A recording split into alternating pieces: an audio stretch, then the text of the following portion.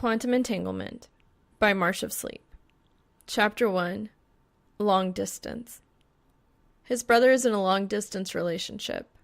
It's a lost cause, Soul thinks. Perhaps not doomed to fail as quickly as all of Wes's previous flings of varying romantic ineptitude, but it's still inherently fucked. Wes noisily tosses various shoes, sunglasses, and other model-level swag ornamentation into his hard-shell luggage. I'll be out for the weekend. He's picking me up, so you can use the car to go get laid or something. I'm not you. Thanks, Soul says, leaning against the doorframe of his brother's bedroom. Also, he has a raid tonight. Isn't he like in his 40s? What happened to the one chick you were crying about, with all the leather? Not cool to live in the past, bro. And anyway, this guy pilots jets. Looks real good in a flight suit, he says, grin wide, bright, and insured for at least 30 grand. To Soul's eye roll, he adds, or would you rather I bring him here so we can make out and watch house renos on TV? God, no. Just go, friggin' Dilf Chaser. Dilf Chaser, I like it. Sounds like a good name for one of your elf characters. Okay, 1, I only play Tauren. 2, I would purposely shit myself if that name hasn't already been taken by some other creep like you, he replies, and this is when Soul's phone begins to sing in his pocket. Wes, having recognized the tune, immediately blurts, I'm not here. Mom's ringtone, 15 seconds of the opening to Gaga's Poker Face. Repeated in mantra-like dance pop chant. Soul pulls his phone out of his pocket, watching his brother shy away from it like a vampire facing a rope of garlic. Damn it, Wes, what did you do this time? Wes speeds up the packing process. I may have forgotten about house sitting. He actually smiles when he looks up and finds Soul's flat, icy stare, which makes the eternal curse of getting the short end of the second sun stick that much more demoralizing. Soul resigns himself to simply saying, man, fuck you. Little brother, Wes pleads, wearing an ugly, spoiled face that would probably still land him at least a few modeling gigs. But I hardly ever get to see my man. Please, please, please, please take one for the team. For me, please. Soul's face pinches at Wes's ear-shattering plea. Stop. Fine. Fuck, fine. His kryptonite is loud noises. He can't think straight while listening to something hideous enough to make his skin crawl. You owe me so much for this. Now shut up so I can answer the phone, asshole. You are my favorite brother, and I love you. He scoffs. You are literally noise pollution. Go away. Use condoms. Love you. Bye. Then unlocking his phone, which displays one of his mother's many overexposed Facebook selfies. Good afternoon, matriarch. It would be, replies his mother in a smooth voice that soothes the damage Wes had caused. If I could get a hold of my firstborn. Soul waves his brother away for the weekend, who quietly oozes out the front door. Sorry, Mom, but you'll have to settle for the spare. He said something about house sitting before he took off for some last-minute thing. Closes his eyes, trying not to think about his brother and some dude nearly his mother's age. Mom sighs, the sound of her Tesla spitting out its door handle for her in the background. You keep letting him do that to you, you know? Yeah. He bribes me with expensive shit, though. You know how it goes. A self-indulgent laugh for that one. Yes. Yes, I do. He's packing up his desktop for the trip to Mom's. Hardcore raiding guild schedules aren't a joke. When someone cramers through the front door like they own the entire apartment tower. Soul looks over his shoulder and tries his best Dad just found my shitty report card face. Why the fuck do they keep letting you in the building? Such hostility, Brosefina. Blake Strickland says as he jumps and sail planks his way through the air to land in a heap on the living room futon. He already has his phone out and is scrolling through Instagram before the furniture has settled. Why are you still packing? We've been planning this for like 2 months. Beastar is not to be kept waiting. Blake, game name Blackstar, has hair as blue as his in-game character and is the only person in the guild Soul knows outside the game. The chances of this guy having been born with megaphone fused to his windpipe are staggeringly high. I don't know what you're talking about, but what will it take for you to understand that I despise you? Not being my Facebook friend for starters. Blake shoots back, unperturbed. Gives the bro mixed signals. Soul grits his teeth and unplugs his monitor. Just tell me why you're here. This apparently is offensive enough to cause Blake to look away from his phone. IRL meetup? Vegas? We're staying at your mom's for the weekend. This has been discussed. Discussed? With who? I didn't agree to shit. Whom? Fuck you, you can't even spell. Is this about RNGesus deeming you unworthy last raid? Because I can't help it when the heavens acknowledge me as superior, okay? Put some mice on your ass, let's go. No. Soul insists, before blowing dust off his case fan. I hate meeting people, I hate get-togethers, and I hate being stuck in a car with you for 4 hours. Plus we have a raid tonight. Blake scoffs and goes back to his phone. Raid was moved to tomorrow for the meetup, Newbert. And if you aren't going, why are you packing? I have to house sit for Mom over the weekend. Soul gets a couch pillow to the face for that. Your mom's house, which is in Vegas, where everyone else will also be. Blake momentarily pauses his desire to flex and take a selfie before continuing his tirade. Did you have to take classes at impossible bitch school to get like this? Just fucking go to the thing! It's not meeting new people. It's dudes you've been talking to online for like 2 years. You know what's great about online friends? Soul asks with a heavy sigh. I can log off, and they go away. His best friend just clicks his tongue in disappointment. You were lost, but you're driving me and letting me crash at your mom's. $50. Blake flips him the bird with both hands. Suck me. I gotta explain to Reaper why you ain't going despite fucking around Clowntown 10 minutes away. Soul pauses in tucking his keyboard into a duffel bag, hands halfway buried in computer cables. Looks up and warily takes in Blake's self-satisfied arch in his thin eyebrows. Reaper's going? The Great Beastar convinced our silent main tank to attend. Yes. The shit I do for you, seriously. What do I have to do with anything? Blake rolls off the futon to swagger into the kitchen and check out the fridge situation. Man, you and Reaper could be at opposite ends of Azeroth, but whatever bullshit one of you is doing, the other is totally involved. It's like physics. Y'all are quantum butt buddies. Unable to process anything that has vacated Blake's mouth without triggering some kind of bewildered, brain-seizing meltdown, Soul scrunches his eyes shut with such force that he sees neon swirling on the backs of his eyelids. I hate you so much. Okay, but consider this. If you go, you get to hear what Reaper sounds like.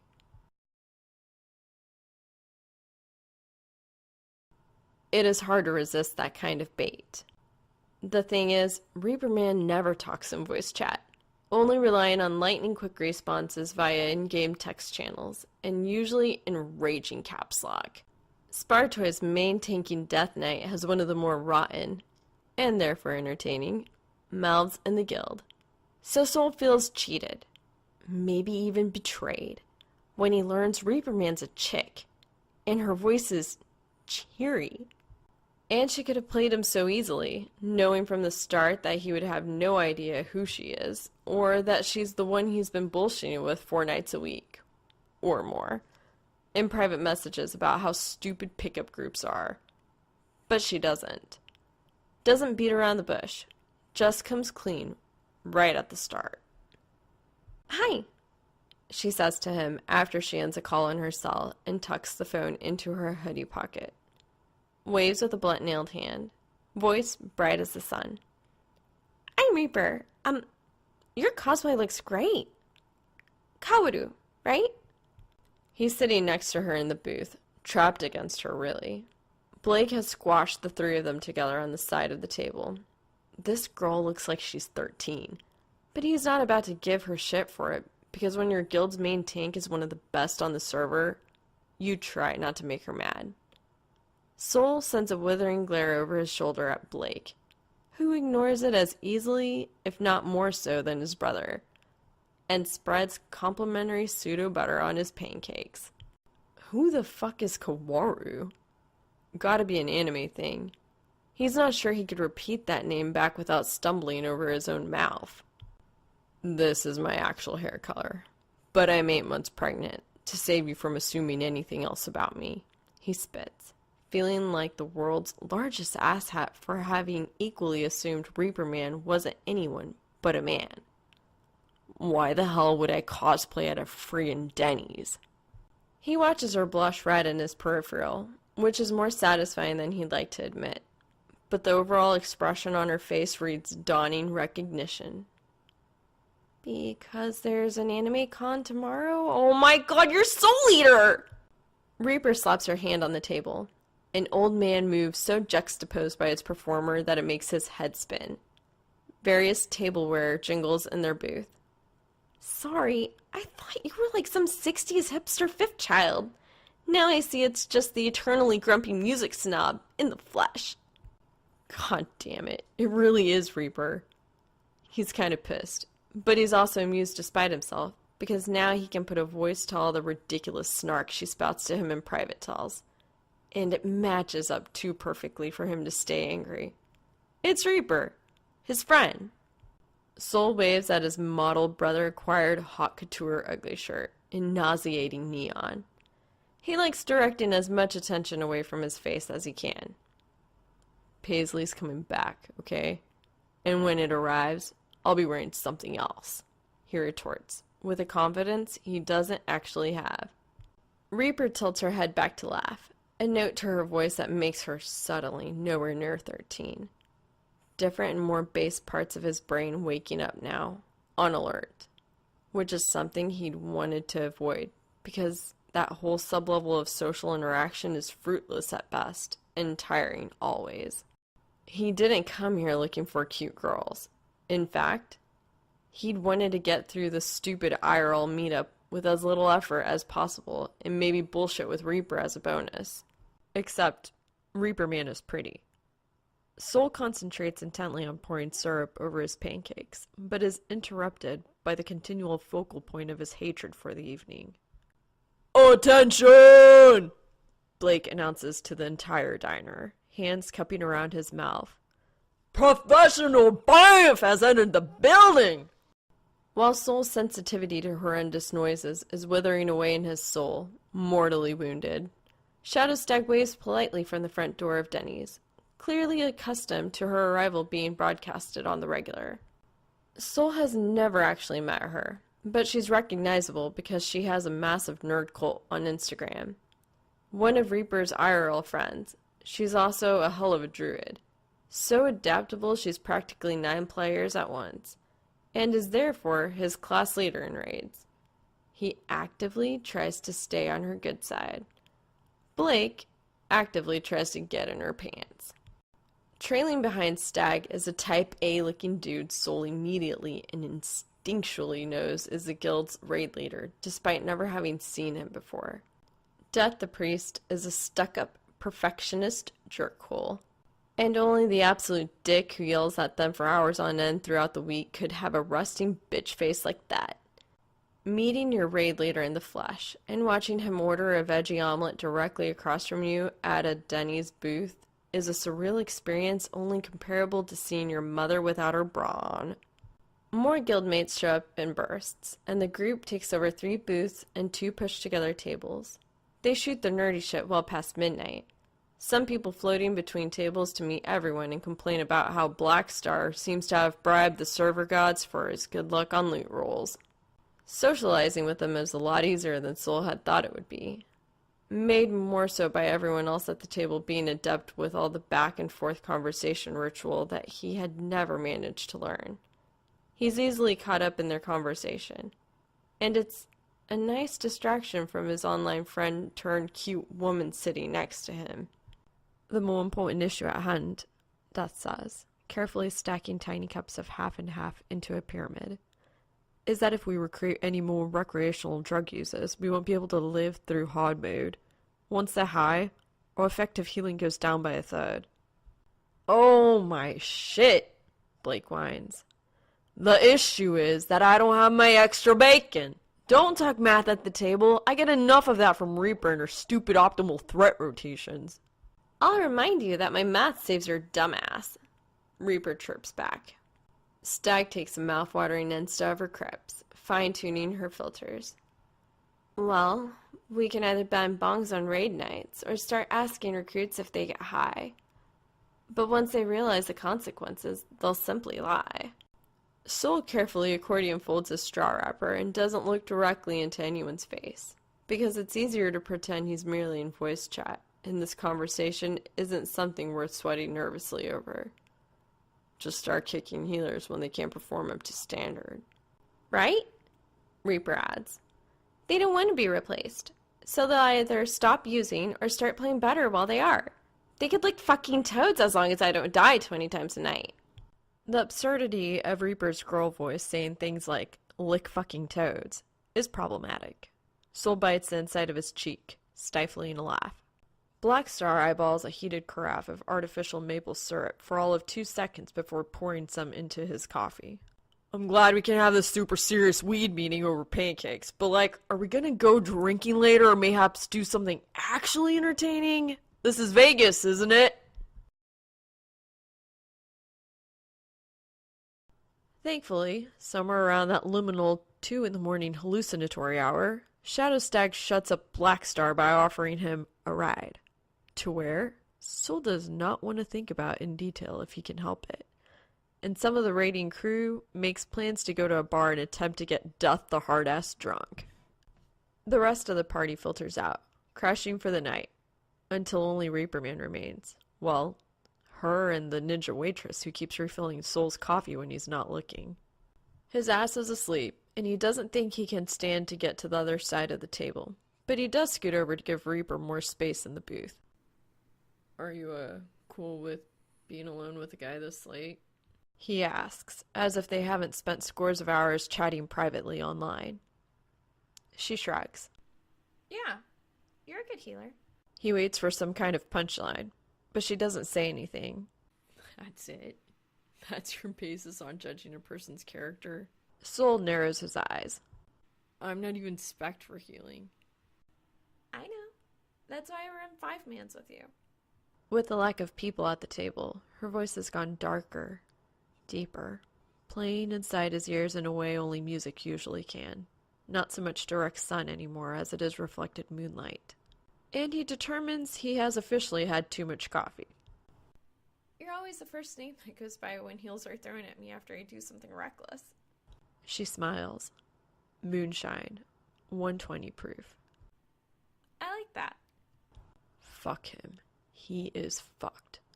He doesn't know where the waitress is, so he puts his hand over his chip mug and deigns to keep it there permanently. Because you're insane, he insists. I had to write a macro to save your ass whenever the real healer is AFK because you just throw yourself into danger. That only proves my point. And you wrote one for me? I'm honored. You should feel guilty.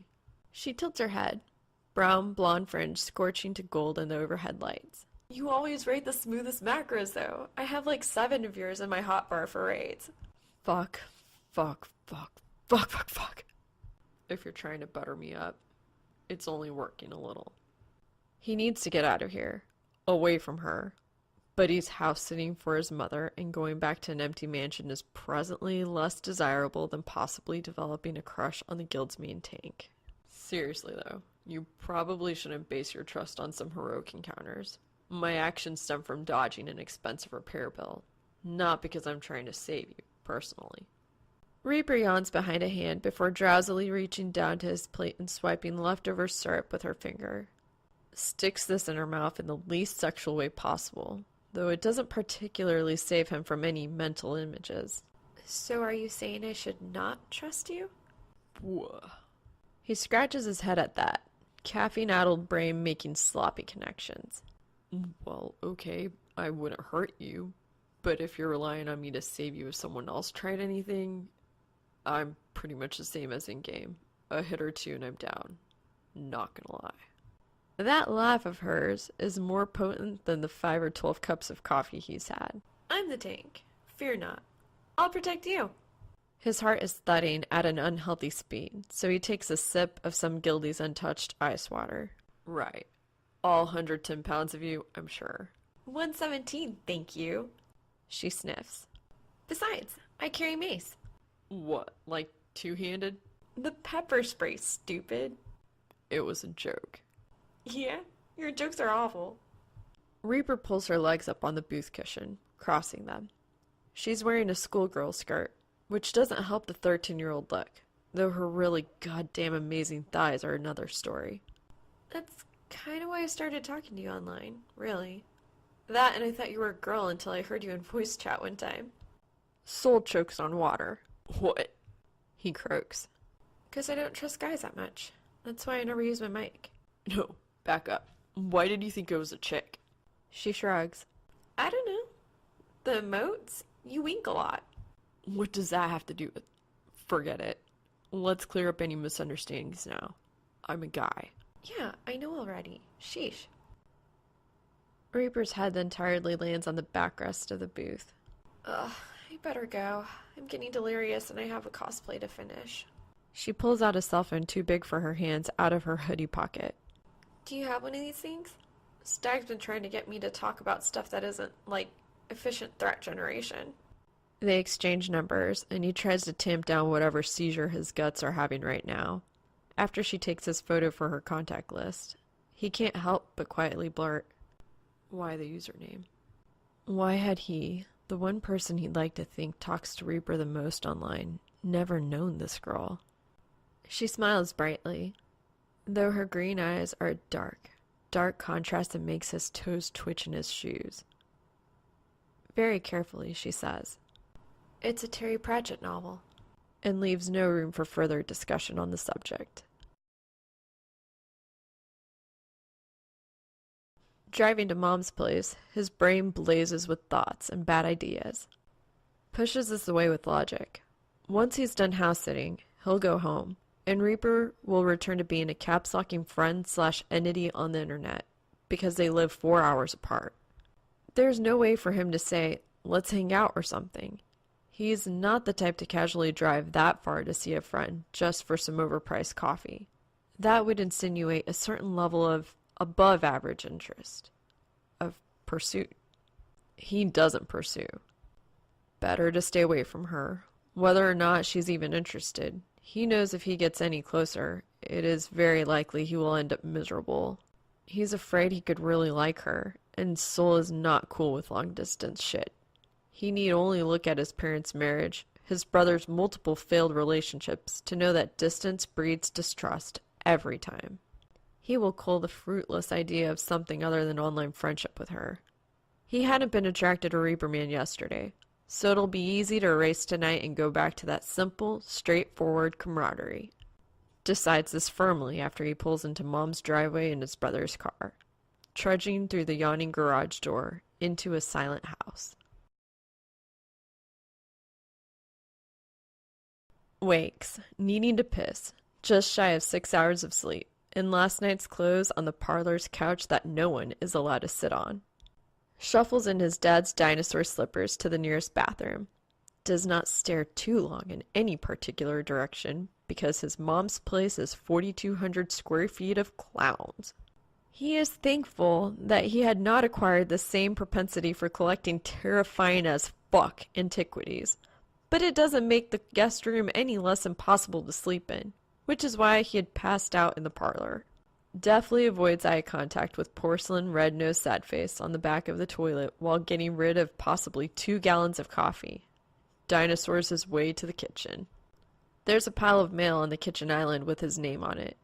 He forgets sometimes that his place of residence is still, technically, here, though his room has long since been sacrificed to Mom's ever-expanding closet. Peruses through this, though it's mostly junk, as he debates on taking a dip in the pool to wake up, or grabbing some food first and then taking a dip in the pool. But then his phone cackles in his wrinkled pants. ReaperMan's ringtone. Emperor's New Groove's Yzma, evil cat version, laughing maniacally in a deranged squirrel voice, which had somehow seemed the most fitting at 2 in the morning for some reason. And he'd been doing so well. Blood pressure nice and apathetic until just now. He pulls the phone out of his pocket, answers while picturing Reaper's game character instead of the leggy girl thing from last night. Mornin'. He tries. What he hears in reply sounds far away, but still loud enough to shatter glass, like she's been taking lessons from Blackstar in the past 6 hours. What do you mean my reservation's canceled? I booked it 3 months in advance! Conclusion. Butt dial. Maka? Auburn? Check again! Oh, her real life name. Reaper! Pick up! Your ass is talking to you! She doesn't hear him. He hangs up, vaguely remembering the anime convention she'd mentioned going on in town. He calls her back, not really expecting her to answer. She doesn't. Soul, alone with clown magnets and teacups in the kitchen, recalls his stance on pursuit, on his decision to not dwell on fruitless possibilities. Shoots a text despite knowing on a molecular level that it is probably a bad idea, to Shadow Stag. Hey, I think Reaper butt dialed me, was yelling about hotel rooms. Do you know what con she's going to? Then realizing it's not yet 8 in the morning, adds, if you're not banging my friend right now. Stag appears to be a real human being with real-life goals and responsibilities, but she's also eerily integrated with technology to a level that makes even him somewhat uncomfortable, so he figures she'll respond soon enough. He opens up the gigantic Clowntown refrigerator to grab some string cheese, leans on the counter and struggles with the wrapper. His phone vibrates across the kitchen island. Stag has texted him an address downtown. Not answering her phone? Neg. The ease of which he predicts her next message borders on the painful, if only because it means he's already had the same idea. You should go find her. I bet she would be glad to see you. Happy face. Soul is extremely unhappy about Shadow Stag's intuition, and if she's getting the smiley faces out this early in the game, he doesn't stand a chance at winning. Heaven help him if she starts with emoji. He bides his time, finishing off the string cheese before typing what she probably wants to hear, which also happens to be what he'd like to know. Why me? Immediately after sending, he nearly throws his phone to the ground. This is not high school. He is supposed to be above doing the text gossip bullshit thing, damn it. His phone buzzes. Stag's reply sent at a speed well beyond acceptable casual conversation. He reads it eagerly. Well, you're the only contact on her phone with a photo. How the fuck does she know that already? And why does she say this like it means something? He's got one of Reaper too. It doesn't mean anything. You're speculating now. Yeah, exactly. Observing, she replies, followed by heart, sunglasses, and winking emoji. He can't handle this insanity. Hallucinating, he insists, and then, trying to abort mission. Don't I need like a ticket or something to get in anyway? Hold, please. Oh God, he says aloud, dread setting his nerves ablaze. Next to him, the ice machine in the fridge groans and crashes with another load, startling him. He realizes he's slouched over his phone, absorbed in this ridiculous conversation. Stands up, walks to the French doors leading to the sparkling pool, and pretends he doesn't give a damn about specific nerds being less than 15 minutes away from him. You've just been registered. Go get your pass. Are you fucking shitting me? He blurts, startling the birds in the sprawling backyard. He starts to furiously type, I didn't ask to be registered for shit. But he is interrupted. Don't worry about paying me back. There's always some shadow clan eager to support a good cause.